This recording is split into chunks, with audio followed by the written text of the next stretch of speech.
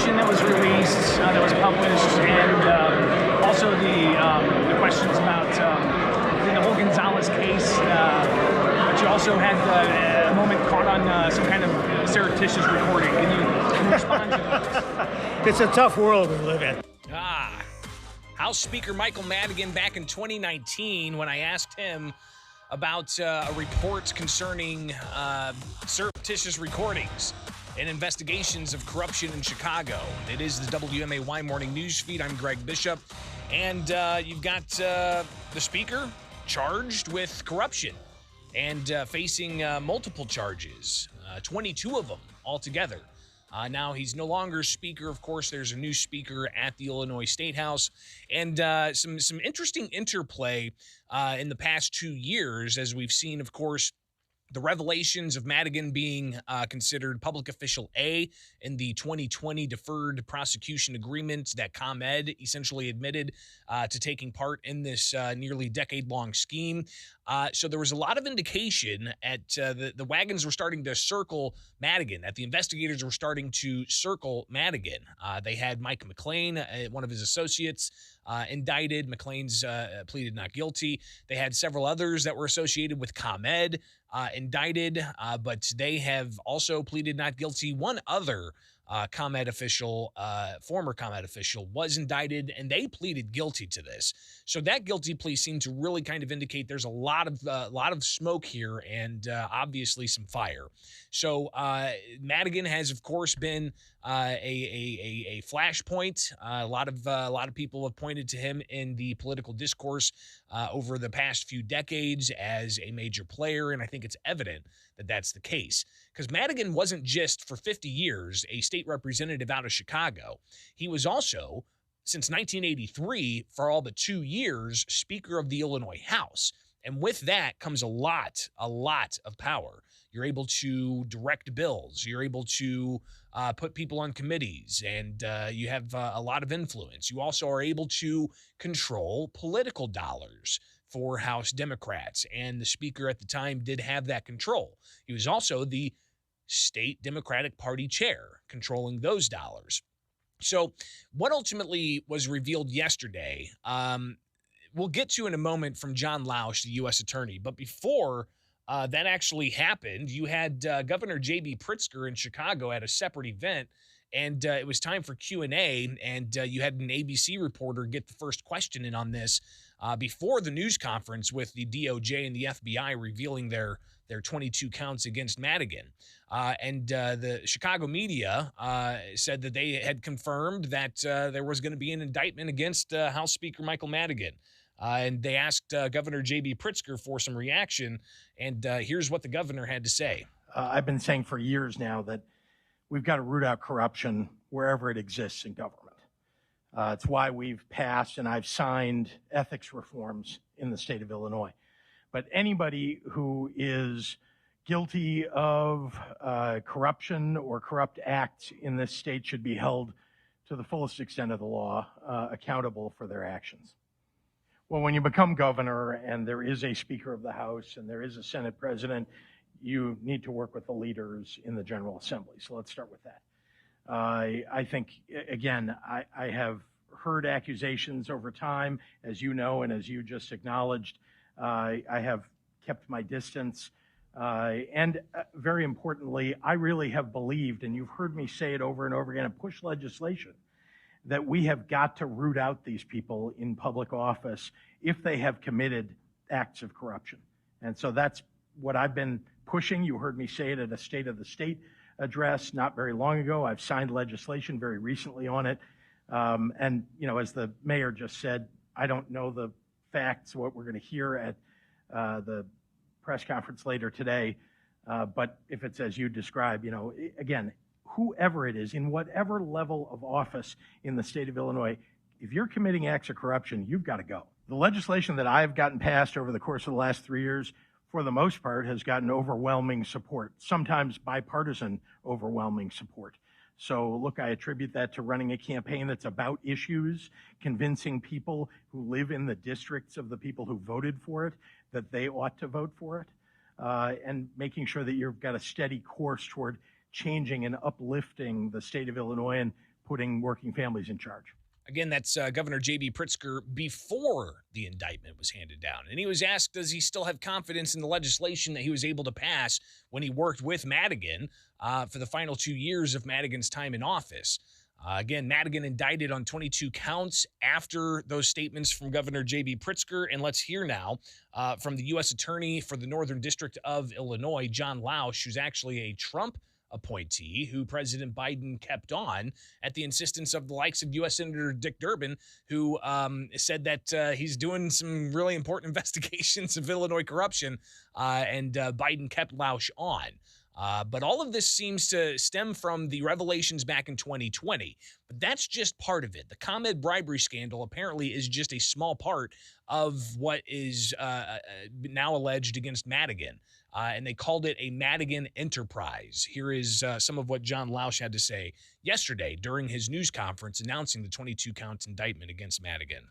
Today, a federal grand jury returned a 22-count indictment charging former Illinois House Speaker Michael Madigan and his close friend Michael McLean with racketeering conspiracy, bribery, wire fraud, and extortion offenses. The indictment accuses Madigan of leading, for nearly a decade, a criminal enterprise whose purpose was to enhance Madigan's political power and financial well-being while also generating income for his political allies and associates. The charges allege that Madigan used his various elected and professional positions to further the goals of the criminal enterprise.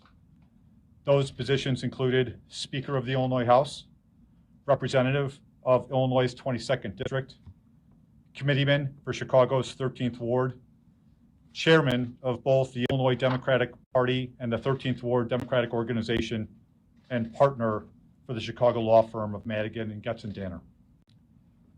The indictment alleges that Madigan, McLean, and other members of the enterprise unlawfully solicited benefits from businesses and other private parties.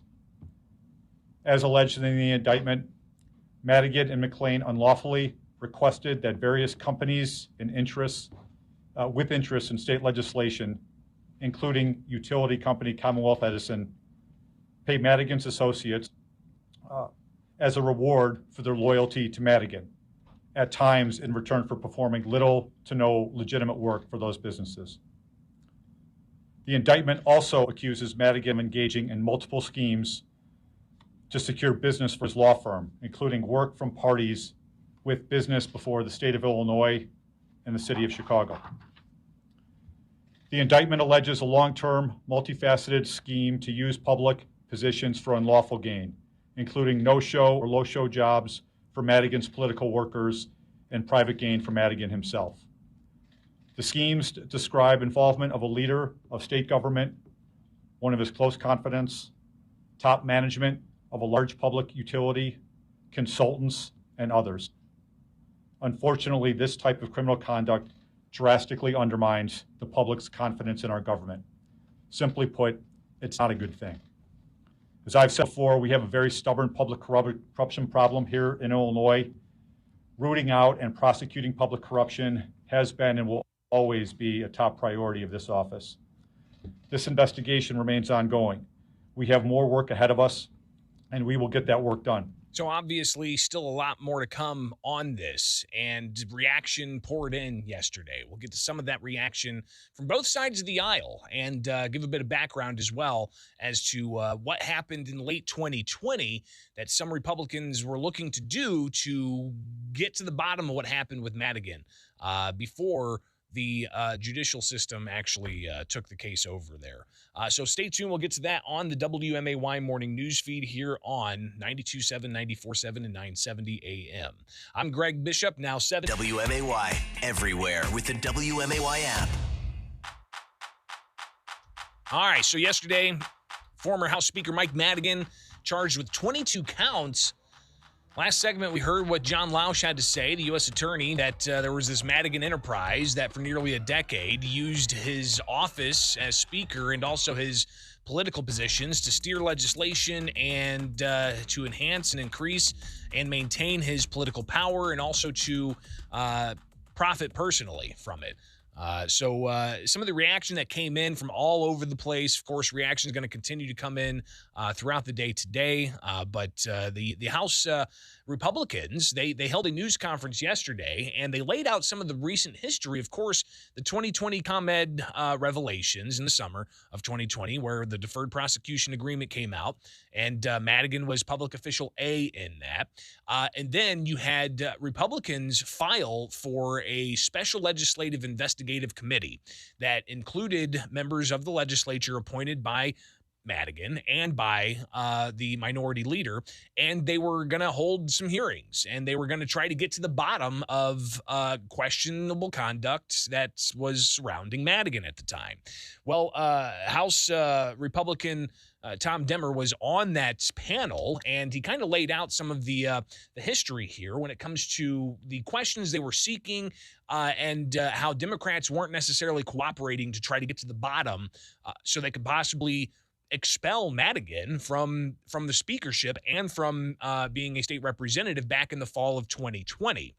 So there were questions initially about, well, is this gonna impede upon the Department of Justice's investigation? And State Representative Tom Demmer laying out that they asked and they were told no, it's not going to impede. He assured us in that conversation and assured us multiple times in letters going forward that our investigation would not compromise their investigation. And he had no objection to us calling the individuals named in their investigation to answer questions before our panel. We invited those individuals to testify, including Mike Madigan and Mike McLean. They declined to participate, unsurprisingly. We then sought to use the subpoena power of the Special Investigative Committee to compel their testimony, with the idea that how could we evaluate the conduct of Speaker Madigan without hearing from him and being able to ask him questions. House Democrats on the panel voted against those subpoenas.